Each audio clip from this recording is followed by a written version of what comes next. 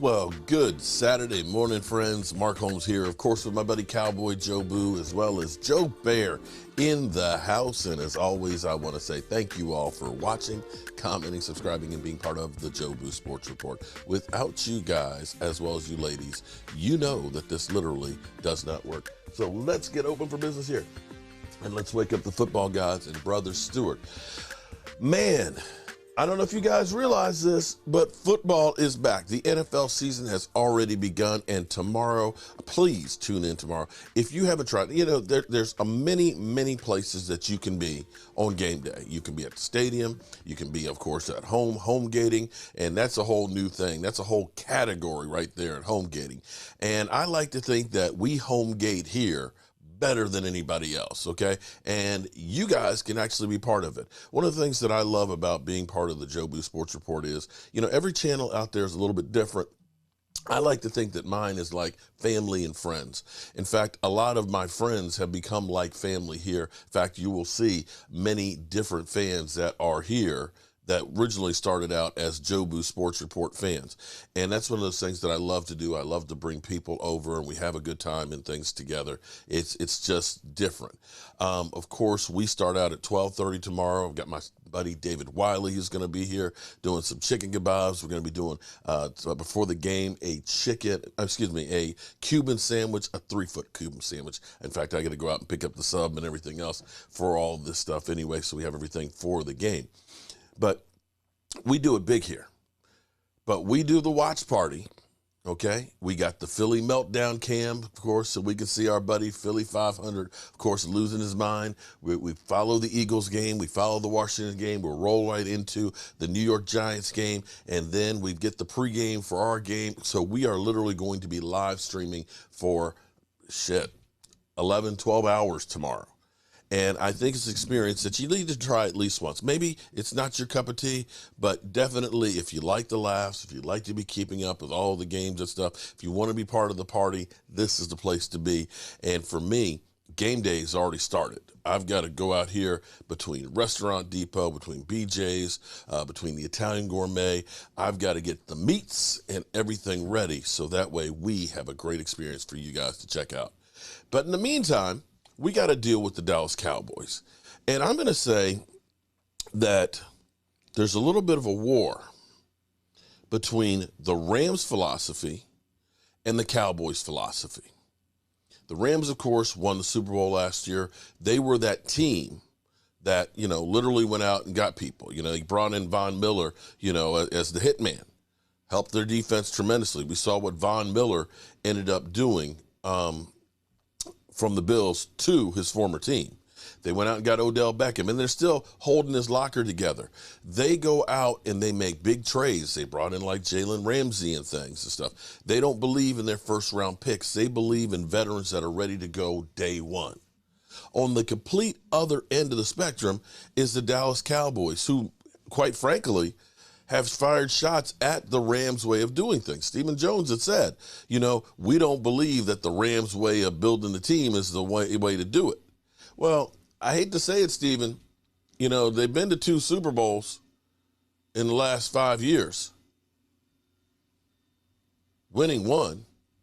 I believe they have another victory. I believe they got 2 victories since we've been to our last one. Now the last victory of the Great Show on Turf had nothing to do with this new philosophy, but I'm saying that new philosophy that they have seems to have worked more than what the Cowboys have done. The Cowboys believe in their own guys. We believe in the home cooking. We're not going out to eat. They believe in the draft. They believe in the rookie and drafted free agents. And in fact, Jerry Jones was asked about, when you saw Von Miller getting 2 sacks the first game, if there were regrets not signing a guy who wanted to come here and take a discount. And his response was, you bring in a guy like Von Miller when you try to make that deep playoff run. I think what he meant was if you're bringing him in, you're bringing him in late in the season, try and help you get over the hump. But it seems like he's already helping them to get to the playoffs to make that playoff run. Jerry Jones, who said, if it were about writing a check, I'd write a check for any amount of money to win. I think that's a part of leadership is to have some of the guys that have gone before that have been disappointed, to share it with everybody involved. For me, it's a reminder. I, too, have been here 23 years. And it is a reminder. I've been here when it was glory hole days, and I've been here when it wasn't. And so having said that, I want me some glory hole. I think we all want some glory hole days. I think so I we have that perspective. all want some glory hole days. So here it is, the philosophy. The Rams, they went out, they got Bobby Wagner and stuff. Bobby Wagner wanted to come here. The Cowboys, they always bring in bottom tier ones. Now, Jerry Jones, and, I've kind of said this and others have said this as well, that it seems like the Cowboys holding a little bit of a grudge to Dak Prescott. They understand that. They don't have any better options. You can look around the NFL and see how there is a lack of quarterbacks, okay?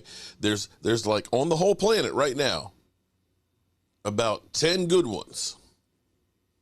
About 10 good ones in the whole world. It's a commodity that you can't just throw away. But when you're rich and you're making money hand over fist and not having to win, you can do whatever you want because there's no repercussions. Sometimes when you have so much money, it's more about my ego and making you suffer because I can. It seems like, like I said, many of us have said kind of the same thing, and most people can look at this and say, it's not a surprise that we have a problem on the offensive line with Tyron Smith. It's not a surprise. It's something that's happened 2016, 2017, 2018, 2019, 2020, 2021, and now 2022. The refusal to try and get some help there. And then, of course, yesterday we know that Jalen Tolbert, guy that we thought was going to be the guy, they've kind of asked a lot of him. He may be inactive tomorrow. He may be the sixth receiver. And here's the problem. The Cowboys, you honestly have to look at the Cowboys and say that they're one of the best drafting teams in football. It's arguably one of the best drafting teams in football. You look at us compared to the Eagles. The fact that the Eagles are a competitive team with the way they've been drafting, the way they get number ones and number two picks and they just have to give them away. The fact that the Eagles since 2014 have had one Pro Bowler out of the draft picks that they've had number ones. Think about that for a second. One Pro Bowler. And he's no longer on the roster. The Cowboys have built themselves to being a good competitive team through the draft. But you can't only rely on the draft.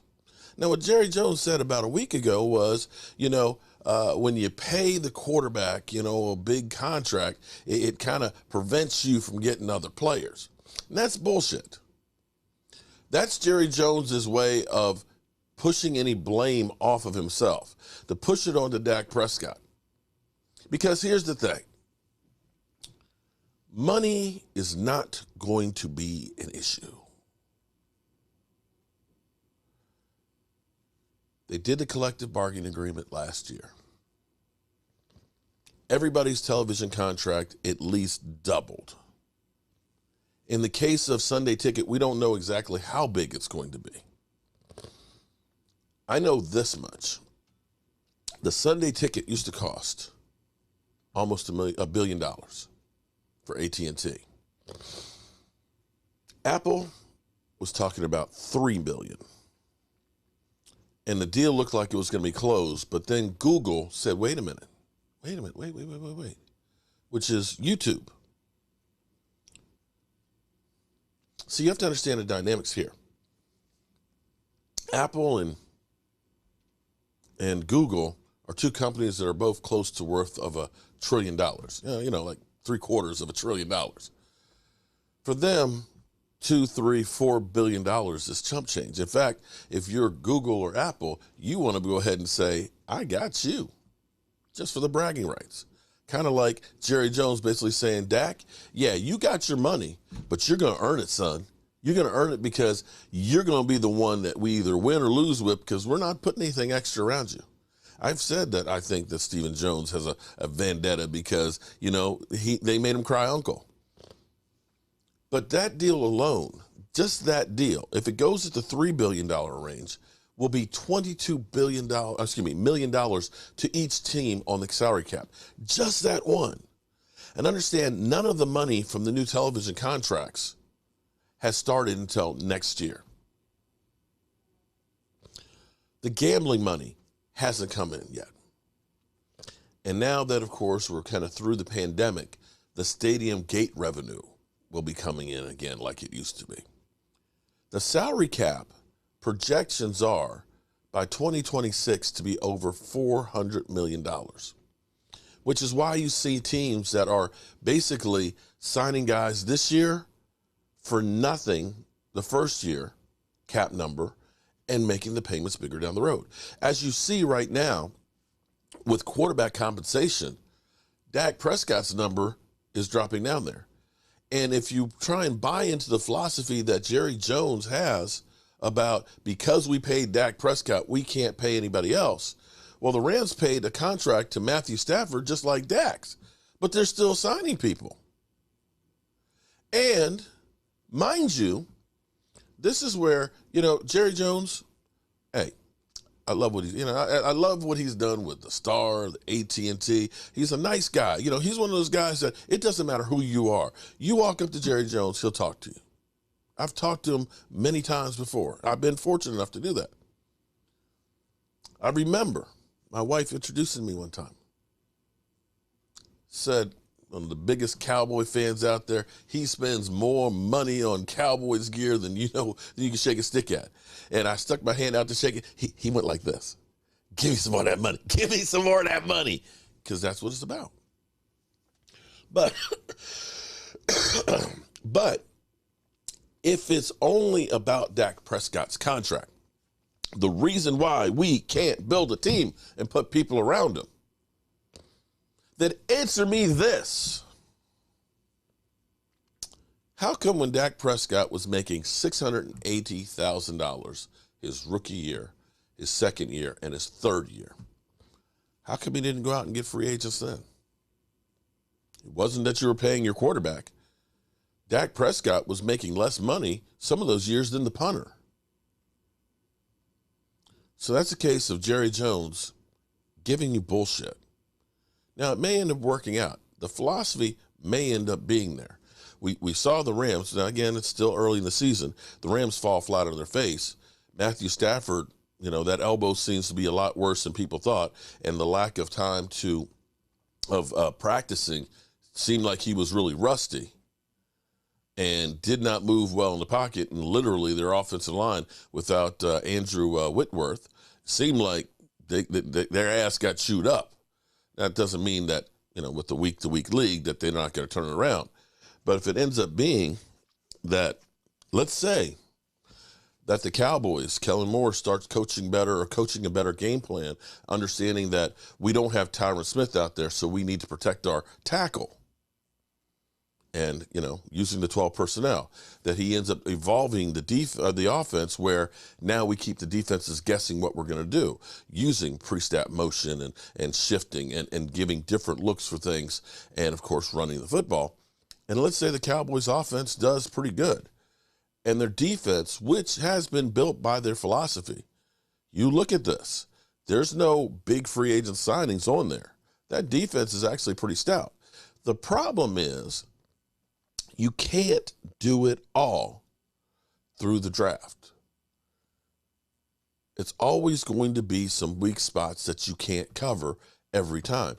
And when you have to say, we're relying on a third-round draft pick to be our starter to take over for Amari Cooper's production, then you got problems. You may end up getting lucky and you get that guy, but that's gambling a lot and putting a lot on the shoulders of Jalen Tolbert. And you're bullshitting us when you say you can't sign other players because of Dak Prescott's contract. His contract is way down. His cap number, because you've restructured it, was only $17 million last year and $19 million here. So we'll see where it goes. Let's listen to my man Rich Eisen. I love the Rich Eisen show. And TJ. TJ is becoming one of my favorites, of course. And the 5 storylines of the Dallas Cowboys going into the season. TJ's big ass grab bag. Hit it. What Before. in the world is in that bag? What you got in that bag? All right, fellas, like we always do at this time. Kaboom. Guess who stepped in the room? Listen, TJ here. Just want to knock this out real quick. Knock it out real I got quick. some feelings, Chris, about the Dallas Cowboys in the upcoming season. I know you do. And I'm not claiming we're winning Super Bowls. I'm not claiming anything. I'm just saying I reached into the big-ass grab bag and just pulled out 5 things that I'm going to be paying attention to this upcoming season about the Dallas Cowboys, great? And coming in at number 5, Micah Parsons and the continued evolution of this Dallas defense. The defense was, the best thing about the Cowboys season last year. Micah Parsons, he sat in your chair, Rich. He literally sat in your chair. He's a lion. He's a lion. He's a beast. The kid's smart. He's athletic. He wants to get better. He wants to be great. I'm looking forward to seeing where Micah Parsons goes in his second year. And also, we got guys like Dante Fowler. Let's see if he can resurrect his career under Dan Campbell, former 3rd pick in the 2015 draft. Looking forward to seeing what this defense and Micah Parsons Dan does. Quinn. I know you said Dan Campbell. Oh, my It's all bad. good. I'm sorry. I watched Hard Knocks last night. So. Look, it's on the brain. Coming in at number 4, special teams and clock management. I keep saying last year we would have beat Tampa Bay in the first game of the season, except for our kicker missed 2 field goals in an extra point. Rich, I remember there was 3 games last year where you came in and asked, what were they doing with the timeout situation? What were they doing? Clock management and special teams cost this team. By the way, that's an That's evergreen topic to look forward that is to true. in the Cowboys season, not just 2022. Man, it's frustrating. So I hope that the coaches understand how to call the timeout when it's necessary, what the 2-minute warning means, and I hope that Brett Maher can make some kicks this year. All right. Yes. Coming at number 3, this is probably should have been number 1 because if this goes south, the entire season goes south. That's Dak Prescott's health. Okay, we know about the broken ankle, the compound fracture. Then he came back. Then he had a shoulder surgery. Remember last year there was a thing about pitcher's shoulder and no one had ever heard of? We got Tom House in studio next week. Yeah, so then the calf happened, Chris, and now word is something was wrong with his cleats in practice yesterday. He's wearing Jordans. He's wearing Jordan 1s usually. He wore a pair of 11s. Didn't like those. Something went wrong, so he's going back to the 1s. You and I, Brockman, know Jordan 1s aren't exactly the most comfortable J's out there. So where Dak Prescott's health goes, so goes the Dallas Comeback Cowboys. shoe of the year? Is that what it is? He's going for Could be, comeback Rich. shoe of the It year? could be, but that's number 3. Like I said, it's probably really number 1 because if he goes down, it's a wrap. At number 2, speaking of people going down, we once were people thought we had the greatest offensive line in football. No longer. Times have changed. We know what happened. Tyron Smith goes down. Big issues on the offensive line. We'll see if Jason Peters can do something. He's 40. He's still a big man. Still got a little left in the tank. Dallas's offensive line, man. We got to see. These guys have got to show up. They got to grow up, first of all. And it's not going to be easy, but they got to do their thing.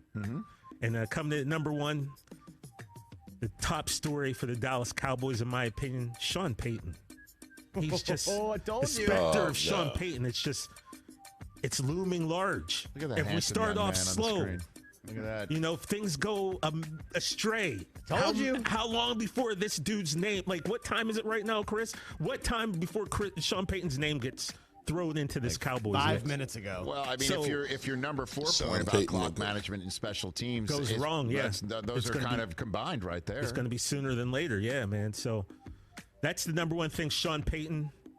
The name's out there. We're going to see what happens. But those are just 5 things that I'm looking forward to. And 5 questions I need answered. And you didn't give us the extra 5. If you did, if you gave us the 6th one, it has to be who's catching the football. Yeah, but gotta be. I want to save my extras, so I didn't put 6 in there. I don't want to I set think you you're a little guys. shy about it. You're a little shy. About it. Those are I'm good not worried good about the receivers, storylines. to be honest with you. Gallup will be back. James Washington, remember he broke his foot about 4 weeks ago. They said he'd be out 6 to 10. Yeah. He should be back by week 3, 4, hopefully. So I'm not so much worried about the receivers. Zach Wilson was supposed to be out 2 to 4. He's going to be out 8. Well, I mean, maybe he's got good. brittle bones. I can't speak for Zach Wilson. All right, that's your top 5. That's TJ's big ass grab bag right there. All right, so that's the big 5 questions, and I'm sure you got a lot of questions and stuff going on with the Dallas Cowboys. We'll see if the first one will be answered because the first real test happens in week number 1 against Tampa Bay, and we'll have more on that, of course, later on today. Today at 5 o'clock, we will be having our Zoom call. I'll get that set up for you guys. If you are a channel member and want to join in, I will put the Zoom link in the community tab so that way you'll be able to be part of it. And as always, you know how we roll. I'm going to go out here and get all this stuff done because tomorrow's game day. Peace out. Coach here, as always, I want to thank you all for watching, commenting, subscribing, and being